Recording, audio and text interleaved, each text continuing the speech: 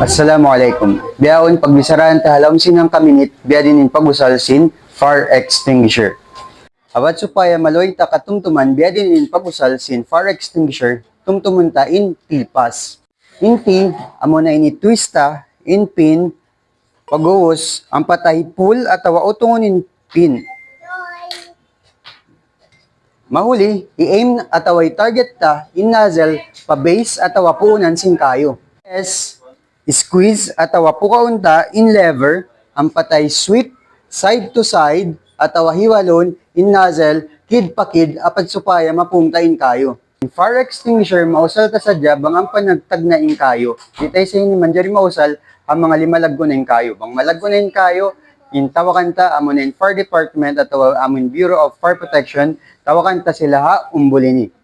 Fire safety tips. Ang kaminit.